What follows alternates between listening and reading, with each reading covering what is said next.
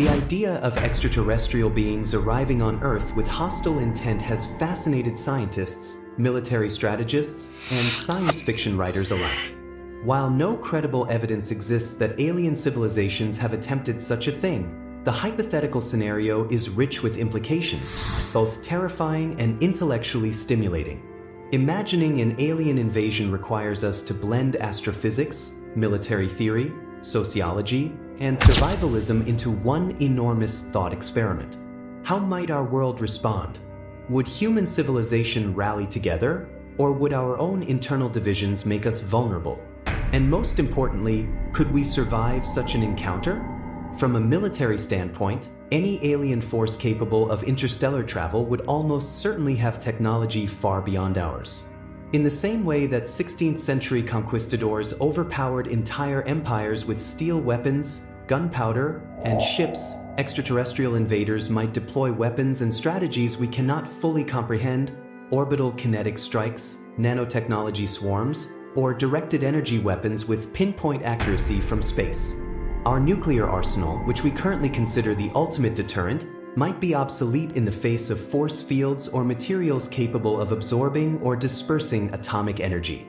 The United States Space Force, along with other nations' space and air defense systems, could try to adapt, but much would depend on whether alien craft could be intercepted in Earth's atmosphere or in low orbit. If they could strike from beyond our reach, we would be essentially defenseless in conventional terms.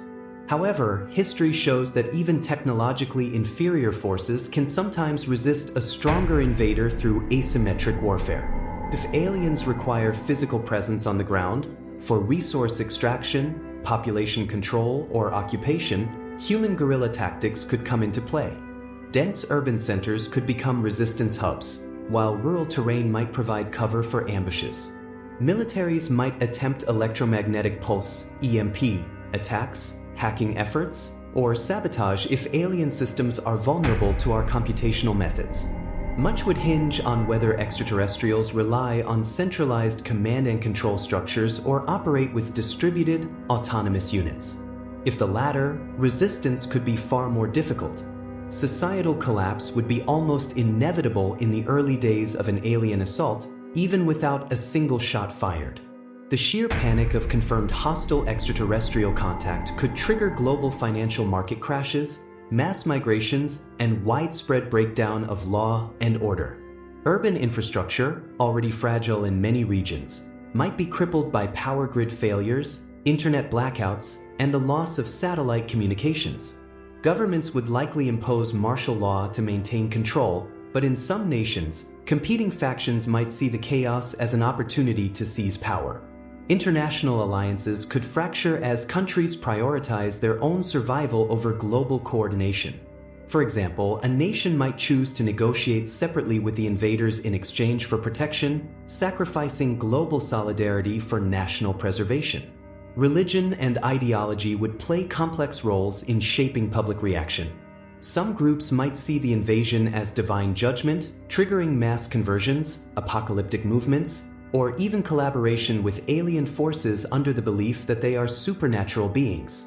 Others would interpret the arrival in strictly scientific terms, viewing it as a challenge to be met with innovation and rational planning. Yet, in the confusion, misinformation would flourish.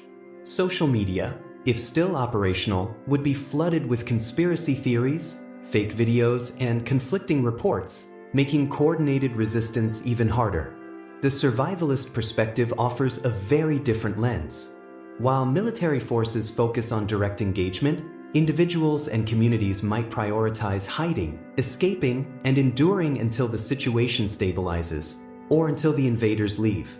Survival theory suggests three core strategies: evasion, adaptation, and resilience. Evasion might mean fleeing from population centers, which are likely to be primary targets for control. Adaptation would involve quickly learning the enemy's habits, strengths, and weaknesses, possibly scavenging alien technology for human use. Resilience would come from building self-sufficient enclaves with food production, water purification, and energy independence.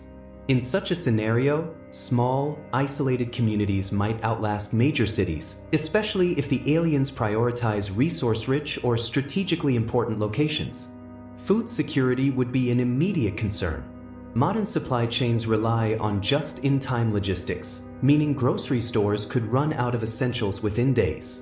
Hunting, fishing, and small-scale farming might become vital skills again, as would knowledge of wild edibles and medicinal plants.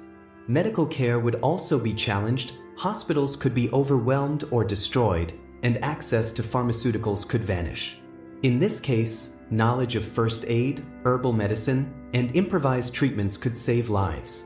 Firearms and ammunition might offer some defense against smaller alien drones or collaborators, though their usefulness against advanced extraterrestrial technology is debatable. Water purification would be equally crucial. If alien attacks contaminate rivers or destroy treatment plants, communities would need to rely on wells, rainwater harvesting, or filtration systems. Without clean water, diseases could spread rapidly, compounding the crisis. Similarly, shelter design might shift. Underground bunkers, cave systems, or heavily shielded buildings could provide protection against both physical and atmospheric hazards, especially if aliens use biological or chemical agents. Psychological resilience would be perhaps the most underestimated factor. Fear, uncertainty, and grief could erode morale and lead to dangerous decision-making. Communities that maintain communication, establish routines, and preserve some semblance of normality would have a better chance of surviving long-term disruption. Storytelling, music, and cultural rituals might seem trivial compared to food or shelter, but in survival scenarios, they can sustain hope and unity. The long-term outcome of an alien invasion would depend on the invaders' motives. If they seek to exterminate humanity, survival would be far more challenging. If they aim for resource extraction, enslavement, or territorial control, there may be room for negotiation, sabotage, or eventual rebellion. History teaches us that occupying forces often face prolonged resistance, and the more they overextend, the more vulnerable they become. Humans are adaptive, resourceful, and capable of forming alliances across vast cultural divides when facing a common threat. An alien invasion could paradoxically unite us in ways that no earthly crisis has managed to do. Speculation also opens the possibility that aliens might underestimate us. Our understanding of war, deception, and innovation, honed over millennia, might give us surprising advantages, especially if they expect easy dominance. Alien technology could be hacked, reverse-engineered, or exploited in ways they did not anticipate. Just as viruses adapt to new hosts, humanity might find unexpected survival pathways, transforming alien tools into weapons of liberation. In the end, the question of whether we would survive is inseparable from the question of what survival means. If survival means preserving our species, then pockets of humanity could endure, even if civilization collapses. If survival means maintaining our technological and cultural achievements, the challenge becomes far greater. An alien invasion would test every aspect of our resilience, military, societal, and personal. It would strip away illusions of control, force us to confront the fragility of our systems, and demand that we reimagine what it means to be human in the face of an overwhelming, unfamiliar power. The thought experiment serves as more than just a fictional exercise.